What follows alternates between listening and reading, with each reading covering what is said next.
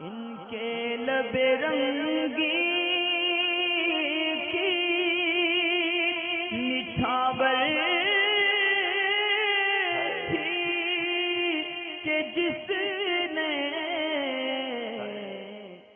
افتخار صاحب معلوم یہ کرتے ہیں کہ قرآن پاک کو بھول جانے کی جو حدیث ہے جس کے اندر گناہ کی وعید آئی ہیں کہ جو قرآن پاک بھول جائے، تو اس سے کیا مراد ہے حدیث پاک سے؟ کہ بھولنے سے مراد کیا؟ جو دیکھ کر بھی نہ پڑھ سکے وہ مطلب ہے یا نہیں؟ ایک مرتبہ ایک مفتی صاحب سے میرے نے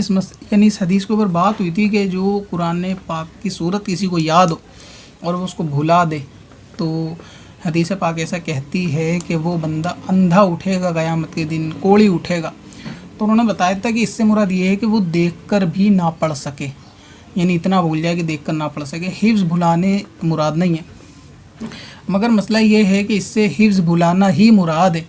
اور ایسا نہیں ہے کہ وہ دیکھ کر نہ پڑھ سکے۔ یہ حدیث ان کے لیے ہے کیونکہ بالکل ظاہر ہے حدیث کے الفاظ سے، جیسا کہ حضور علیہ السلام نے فرمایا کہ کسی شخص کو ایک آیت یا کوئی قرآن کی صورت یاد ہو، اسے بھول جائے تو وہ یعنی بڑے گناہوں کے اندر مبتلا ہوگا۔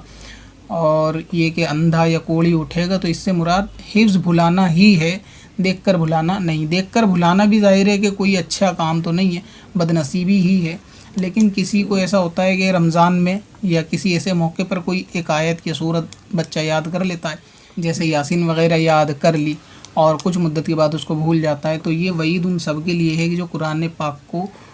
حفظ کرنے کے بعد کسی آیت کو یا صورت کو بھلا دیتے ہیں۔ جیسا کہ حضور علیہ السلام نے فرمایا کہ مجھ پر میری امت کے ثواب پیش کیے جاتے ہیں، یہاں تک کہ مسجد سے نکالا گیا تنکا بھی، کہ جو کوئی مسجد سے نکالے وہ بھی مجھے خبر ہوتی ہے، اور یہاں تک کہ بڑے بڑے گناہ بھی پیش کیے جاتے ہیں، جن میں بڑے گناہ کے اندر گنوایا ہے کہ قرآن پاک کا بھول جانا مراد ہے اس سے، کہ قرآن پاک اللہ تعالیٰ نے جس کو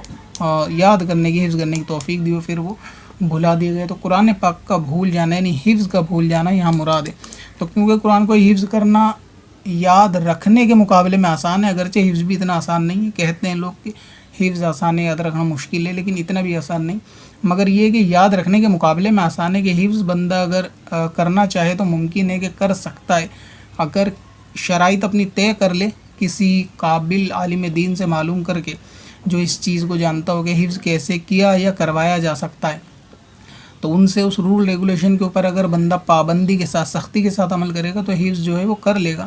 لیکن اس کے بعد اس کو بار بار اس کی جو ہے نا ریپیٹ کرنا بہت زیادہ ضروری ہے۔ اگر وہ اس کی تکرار چھوڑ دے گا اور اس کو نہیں پڑھے گا، اگرچہ ایک پارہ آدھا پارہ ہی ڈیلی پڑھے، لیکن روز پڑھنا ہی پڑے گا، جب تک اس کو یقین کامل نہ ہو جائے 10 سال 20 سال کے اندر کہ اب میرا حفظ پکا ہے،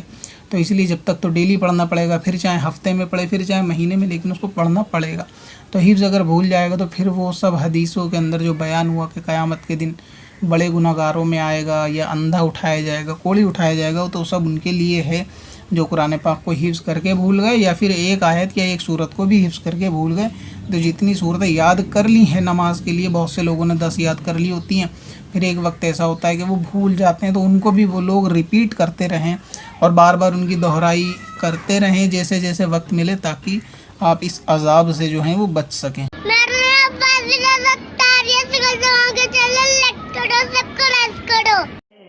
پتھر میں حسن لالے پرنوار بنا